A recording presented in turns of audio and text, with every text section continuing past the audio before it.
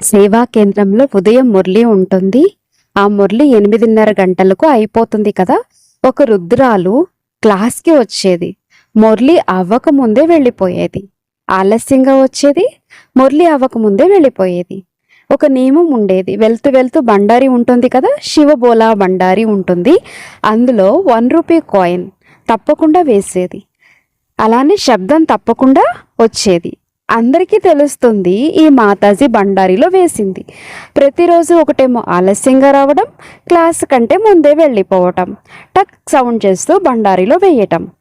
అక్కడ ఉన్నటువంటి సోదరులు అక్కడ నిమిత్తంగా ఉన్న అన్నయ్యకు అక్కయ్యతో అంటారు, కొంచెం ఈ మాతాజీకి అర్థం చేయించండి. ఒకటేమో ఆలస్యంగా వస్తుంది, తొందరగా వెళ్ళిపోతుంది, బండారిలో శబ్దం చేయడం మంచిగా అనిపించటం లేదు. ఆ అన్నయ్య నేను మాట్లాడతానని అంటాడు. ఒకరోజు ఆ మాతాజీని ఆపి, నేను మీతో మాట్లాడాలి, మీరు లేటుగా వస్తారు, తొందరగా వెళ్ళిపోతారు, సరే అది ఓకే, కానీ వెళ్తూ వెళ్తూ 1 రూపీ కాయిన్ వేసినప్పుడు ఆ శబ్దం మంచిగా లేదు. ఆ మాతాజీ అంటారు, ఏం చెయ్యాలని? అన్నయ్య ఒక పని చెయ్యి, 10వ తారీఖు, 20వ తారీఖు, 30వ తారీఖు 10 రూపాయలు చొప్పున వెయ్యి, శబ్దం రాదు. ఆ మాతాజీ, అన్నయ్య నన్ను క్షమించండి, నేను ఎందుకు ఆలస్యంగా వస్తున్నాను అని అంటే, ఉదయమే బండి మీద ఇడ్లీ సాంబారు తయారు చేస్తాను, 8 గంటలకు రెడీ పెట్టాలి, కాబట్టి లెగిసి వెళ్ళిపోతాను.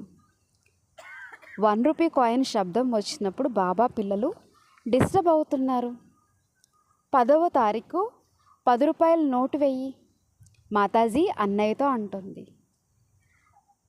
గురువారం ప్రసాదం తింటాను, వచ్చి సెంటర్లో కూర్చుంటాను, దానికి ఖర్చు, కరెంటుతో ఫ్యాన్ నడుస్తుంది దానికి ఖర్చు, మధువన్ నుండి మురళీ పోస్ట్ వస్తుంది కదా దానికి ఖర్చు.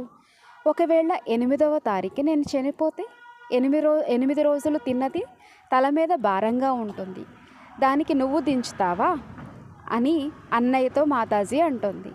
ఆ మాతాజీ మాటలన్నీ విని అన్నయ్య ఆశ్చర్యపోతాడు.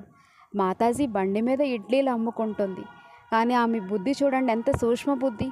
బాబాతో పాటు స్నేహము, బ్రాహ్మణ పరివారం పట్ల, దీదీలకు నిమిత్తంగా ఉన్న వాళ్ళకి ఎప్పుడు ఏమి ఇవ్వాలి అని ఎంత భావం.